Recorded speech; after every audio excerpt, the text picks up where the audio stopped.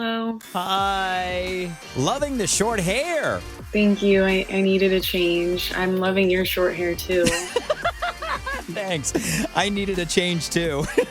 Yeah, I feel you. We all do sometimes. That's a fact. All right, here we go. Coming down in 3. Annabelle, can you give me a countdown, please?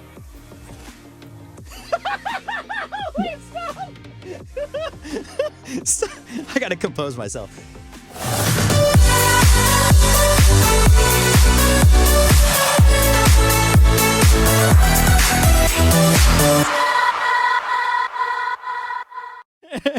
Annabelle England, 2 things I need to address right up front.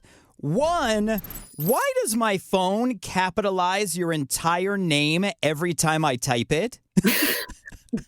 Because it needs to be yelled at all times. Annabelle England! Well, what's so funny is when I saw you log in to the chat, your name is all capitals. I know. I did that on purpose. I was feeling like I'm in a yelling mood today. So, Secondly, Annabelle, I asked you to stop writing songs about me, and then you put out Strangely Sentimental. This is just getting awkward. I mean, you're my muse. So, Brian Fink equals muse. That's literally my only explanation. I mean, thank you for providing me so many number ones. You're welcome. You are welcome. Speaking of that, welcome back to America's Dance 30. Congratulations on your 9th number 1.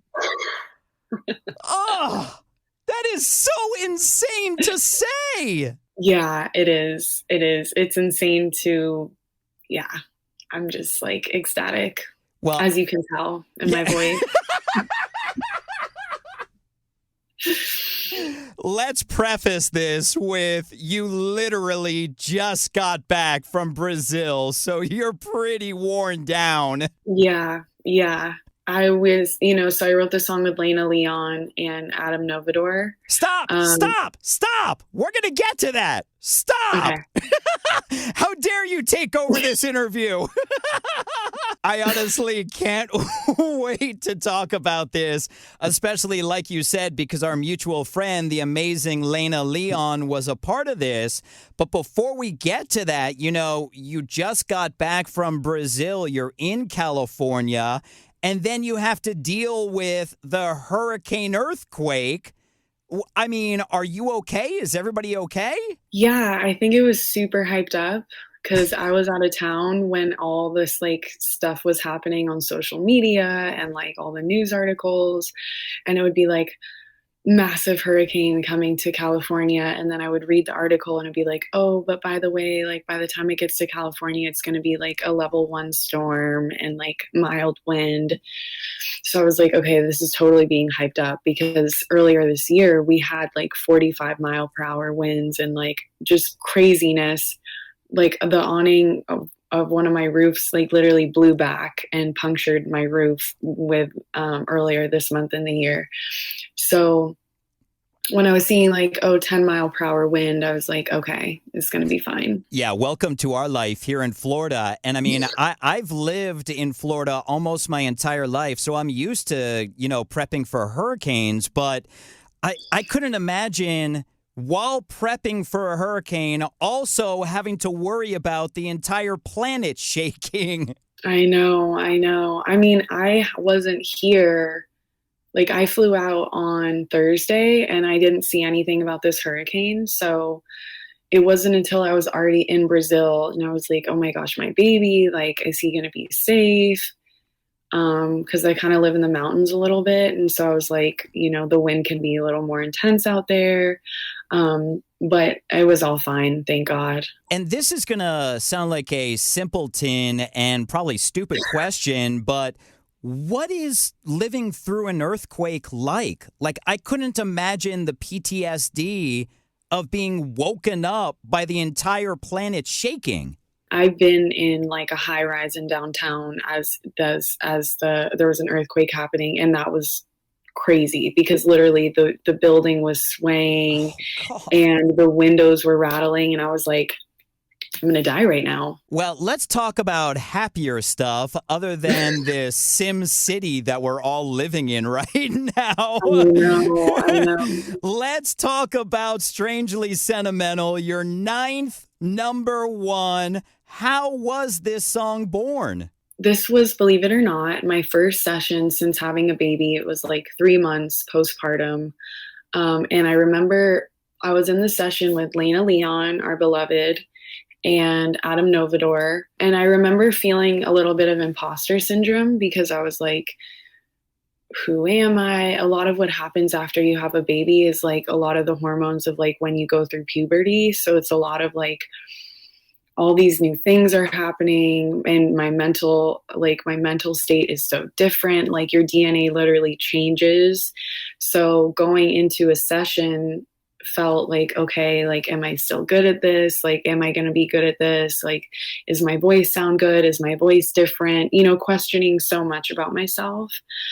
And I remember being in the vocal booth, like, do I sound okay? And, just really in my head, I was in my head so much, but because I was with such wonderful people, like they were like, no, you're doing great. You're doing great, sweetie.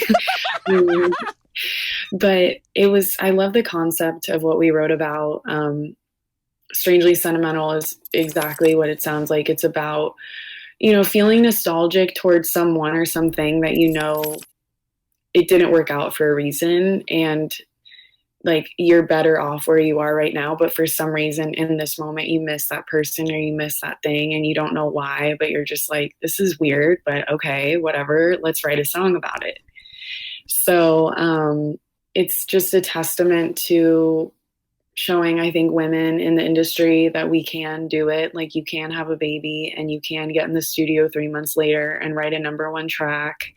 And yes, you change, but you're changing, but you're growing and you're developing into the new you. And it's not like you're a different person, but you have new elements. I have new elements. And from feeling, wishy-washy about like my capabilities or of who I am, and then to go in the studio and show myself that I can do it. I think the biggest thing is like pushing through the moments where you feel self-conscious or you feel like you can't do something. I think for me, like, just doing it anyway has always showed me that I am stronger than I think I am, and I am capable of all of these things. And my brain will tell me you can't, or you suck, or you sound like shit. But like in reality, that's not true.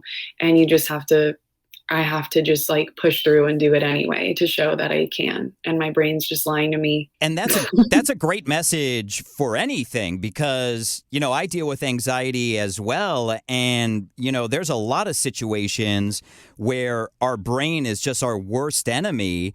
And for some reason, it's trying to get us to fail.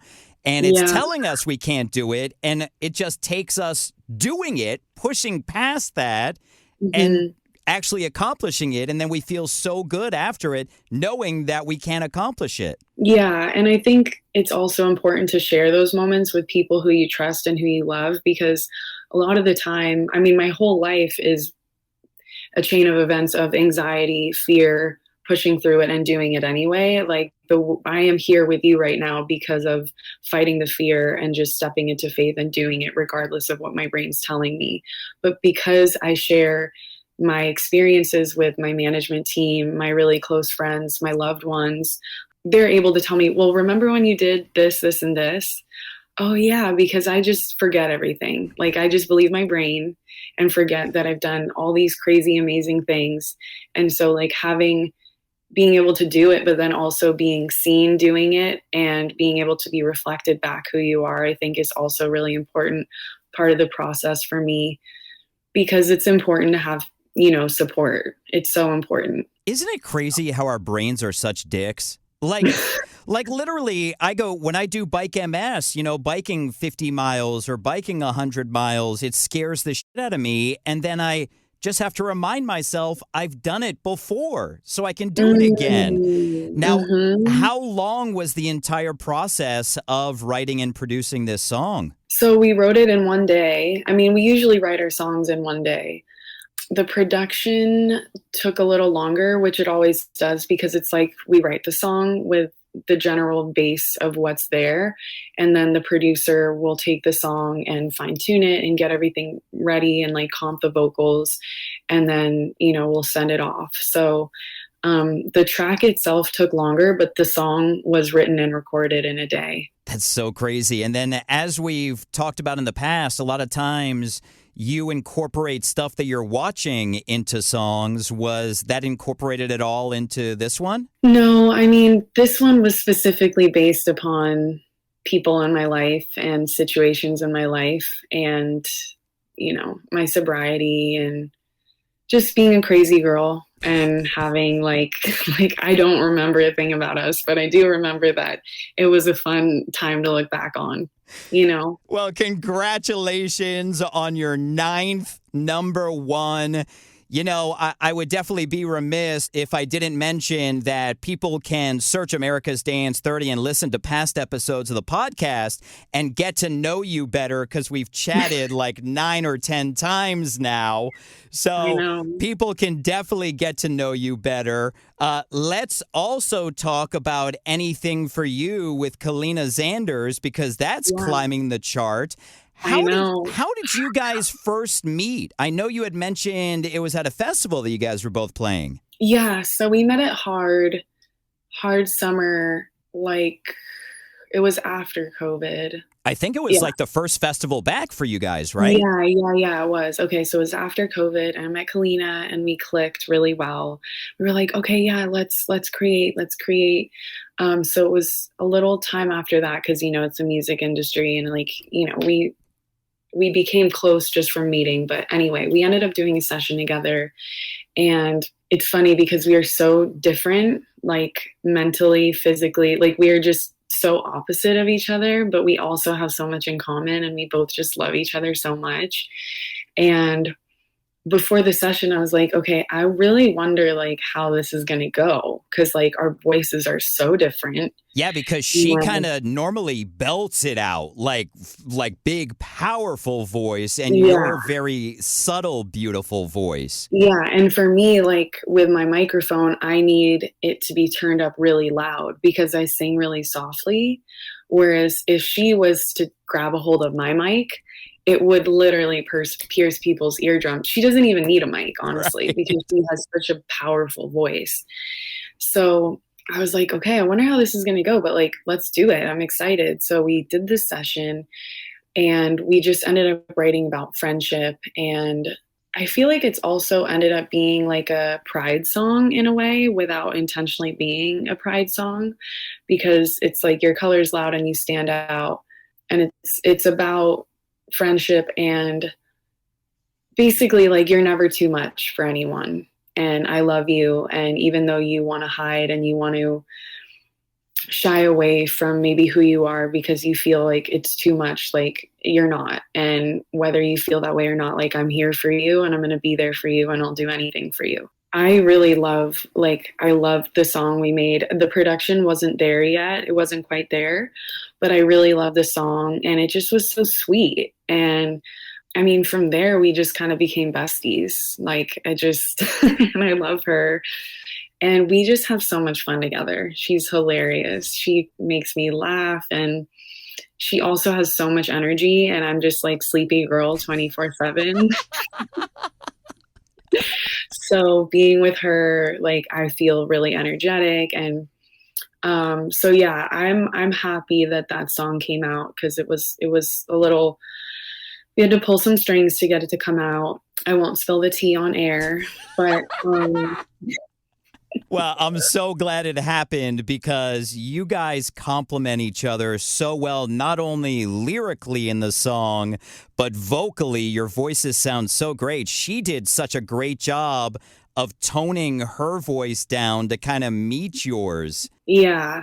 I mean, I think they just complement each other so well. And she was able to like belt it out and do her thing too. And like even in her verse, she just does her thing. Yep. And I'm just like, lately, just doing my thing. And to see that song climbing the charts too, because this is my first, this is at least my first song that I've ever like written and recorded with a vocalist that's actually gone out.